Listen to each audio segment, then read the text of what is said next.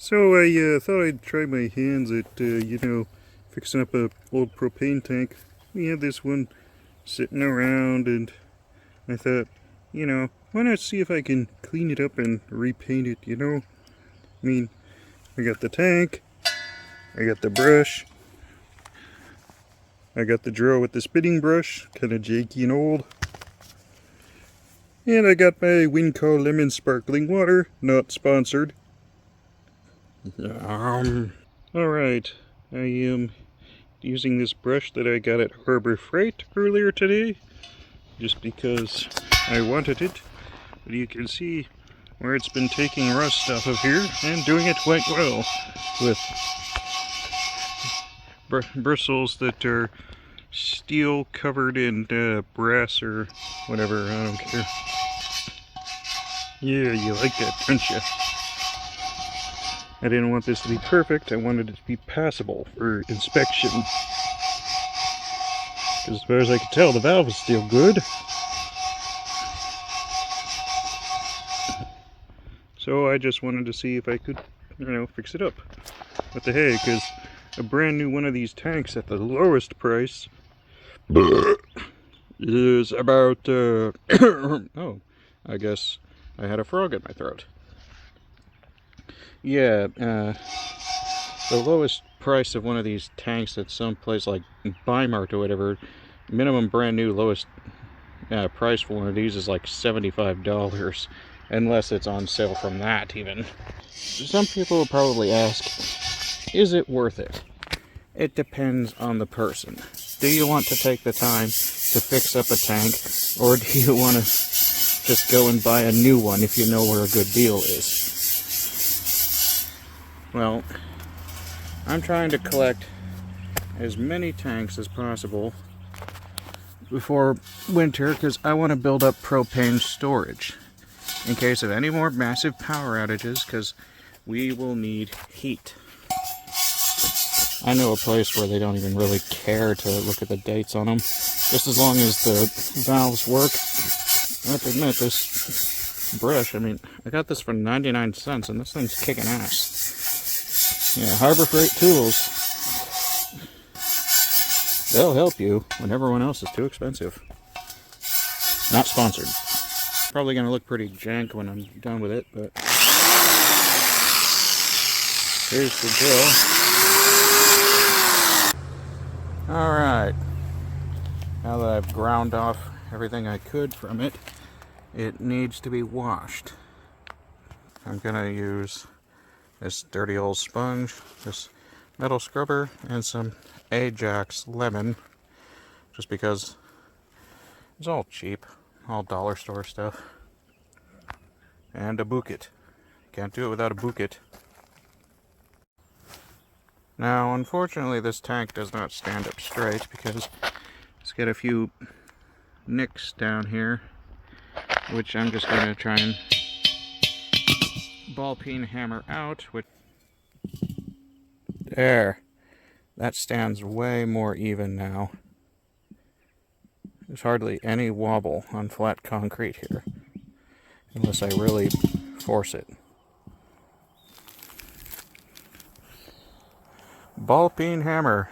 Again, Harbor Freight, and again, not sponsored. Yeah. Yeah, I've bought a fair amount of their crap. Not bad tools for the price. Alright, the tank has sat all night and morning and is now dry. The paint I'm going to be using is this Rust-Oleum 2x Ultra Cover. It's flat white. Now I know some in the comments are going to be like, oh no, you're doing this wrong. You didn't sand it first. You didn't put down primer. I know. Okay? I'm not doing this to restore a tank. I'm doing this to make a tank usable.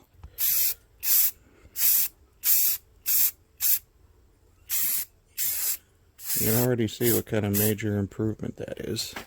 It's hard for me to pay attention to both the phone and this at the same time to try and get the right angle. Okay, the paint I put on it while laying it on its side is dry. I made sure to spritz a first coat on that massive spot that paint was just eaten by rust. My roll of painter's tape somehow went missing, so I just used this. Whatever. Alright, so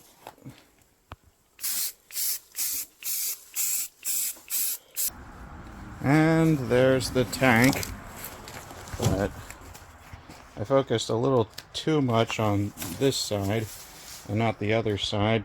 Quit digging! But it's not looking half bad. I ran out of paint. I might try to pass it off as is, or maybe I'll get a second can and give it one more coating, because by then it'll fill in a lot more. But, you know, it's like $7 a can, so we'll see how well this turns out. Well, as you can see, that is not white, and that's because the first paint job I did on it, utilizing this stuff, was not only was there not enough in it, but it didn't smooth out the rust pitting nearly enough. And then my sister's boyfriend, he gave me this general purpose primer, and that made it slightly better, but it also turned it gray. So now I just went out and got this Rust-Oleum primer, and I'm gonna do as much as I can of this before painting it with this Krylon gloss white that my sister's boyfriend gave me for free. It has taken 3 bloody cans of primer just to get the tank this smooth. The tank is looking way smoother all around. A lot of the little defects have been filled in, and by the time it's ready for the gloss paint, she'll be coated just fine.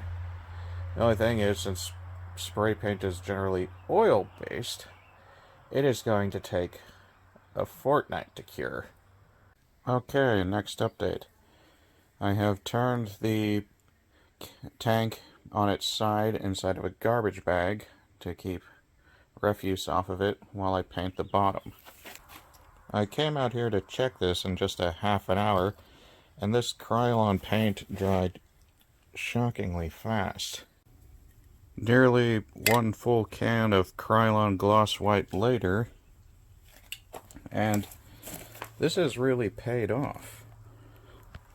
Yeah, it doesn't look new. It's never going to look new again, but damn. 3 layers of primer and 1 layer of gloss, and it doesn't look half bad at all. I would call this a win, at least in terms of a DIY project. Cost? Still not sure. We'll find out. But now I need to let it sit and dry, and we'll see what it looks like when that's done. There, the propane tank is done. What? You don't believe me? Alright. Y'all are too smart for me. I can't fool you. There it is. All done. There's the old tank next to a new tank. This new tank ran me $75 over at Bimart. This old tank was free, but I had to put a bunch of... Not now! Attention hog. I had to put a bunch of paint on it. And I'm actually super impressed, but... Oh, you're climbing me! Okay, my final ruling on new versus old. Or, new versus old. Yeah, old, new. I'm so backwards. Well, firstly, this Krylon paint.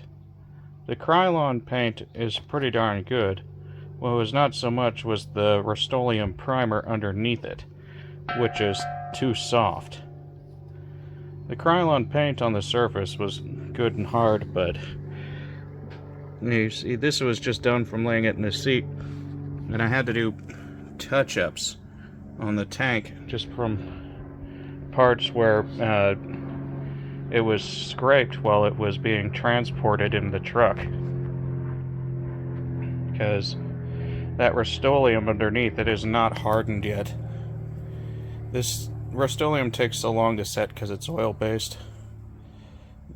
This tank, brand new from Bimart, $75. Okay, this, free, about $30 worth of paint on it. This, $75. This, not certified, so I had to take it to the place, well, not recertified, so I had to take it to the place where they don't ask, they just fill.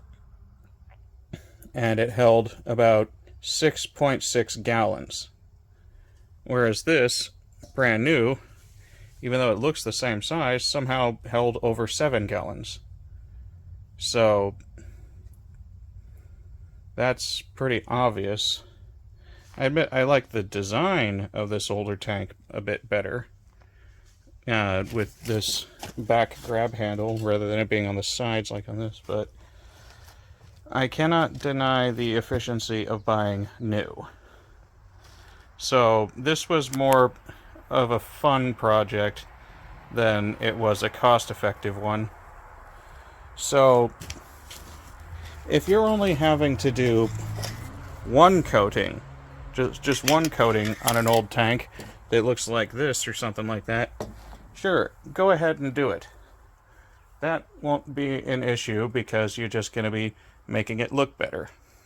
But if you're trying to frickin' restore a tank by sanding it, priming it, and painting it, unless you're living in a place where these resources for tanks are very scarce, then there's not any point in doing it.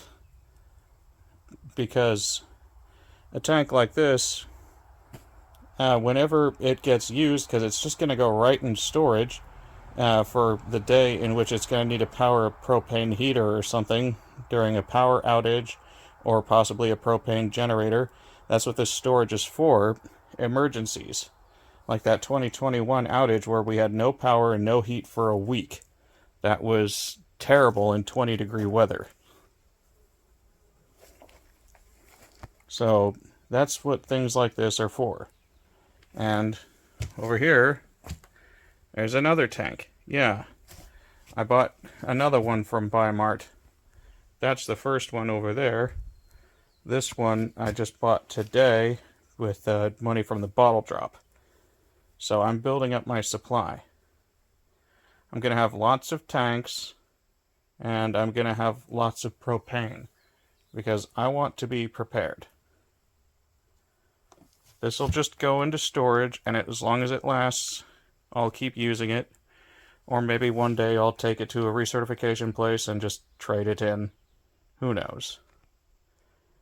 But I would say that this was an interesting experiment. Probably not one I'll repeat, at least not on record.